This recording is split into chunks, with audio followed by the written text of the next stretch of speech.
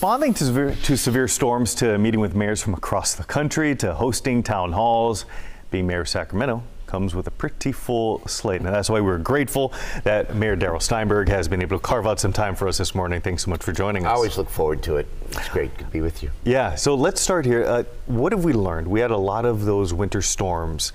What did we learn about the way that the city responds to crisis, and maybe even how to prepare for future disasters? Well, first of all, I could not be more proud of our city workforce, and the same with the county workforce and the SMUD workforce, because these people, most of them, all of them unsung, were out there really helping Sacramento get through this. 12,000 drain inlets had to be cleared. We had 1,500 trees down. Obviously, there were significant power outages, but I will tell you, we were prepared.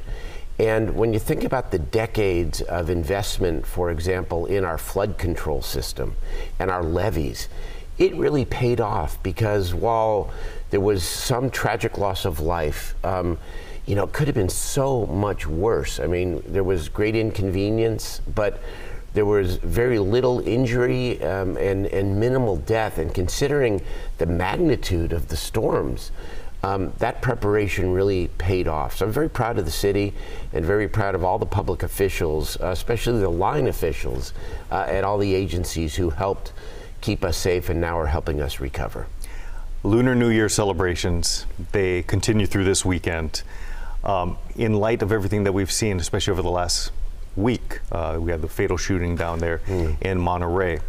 Is the city considering maybe beefing up security for some of these celebrations? We are. The police department is, we're obviously very aware and vigilant. And so the police department is taking heightened precautions for the events. And, you know, let me just say that how horrible these events are, how sickening it is. I mean, whether or not they're formally called hate crimes, they were crimes of hate, and innocent people victimized. And, you know, the governor's spoken eloquently, and I want to speak out too. The gun culture, it's beyond understandable why it is we are okay nationally with rapid fire assault weapons. It's insanity, and this just continues to happen.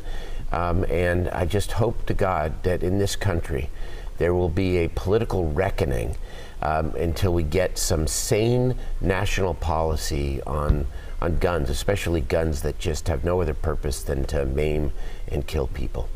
I know that you just held a discussion the other night discussing housing concerns, you know, plans for folks who are houseless at this point. There is a lot of development going on throughout the city. If you could, I know we have some statistics, if we can pop those up on the screen, but a lot of housing going on across the city. Could you inform us what the very latest is on some of these projects? Even in the midst of the COVID crisis and the challenges with our downtown, for example, with state workers not yet coming back. And by the way, I'm advocating very hard with the governor, with the administration, let's get back to a balance, at least 2-3 days a week that the state workers come back, because our downtown needs it.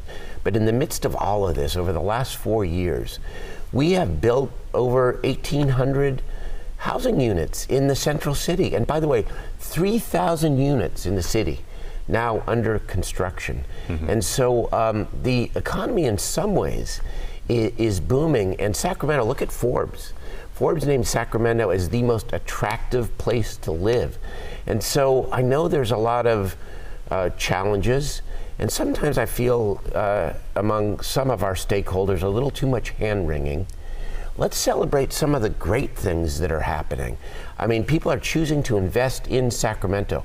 Look at what happened with the festivals this summer and fall with Visit Sacramento and the Country Music Festival and Aftershock. And we're going to become a city of festivals.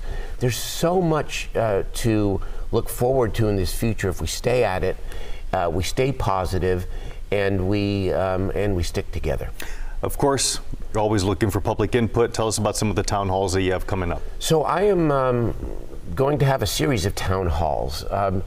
And, you know, for me, it's not political. It's part of my service. I want that connection with my constituents. So I have my first town hall. It'll be the first of many at the Colonial Village Library this Saturday at 10 o'clock. And we already have a large RSVP list. We're going to be advertising these throughout the community. And it's just a chance for people to be able to talk to their mayor, ask questions of their mayor, and for me to be able to really listen to the people that I'm privileged to represent. And of course, you can always go to engagesac.org. We have that right up on our screen just a moment ago. Mayor Steinberg, thank you so much for your time this morning. We appreciate it. Of course, look forward to the next time.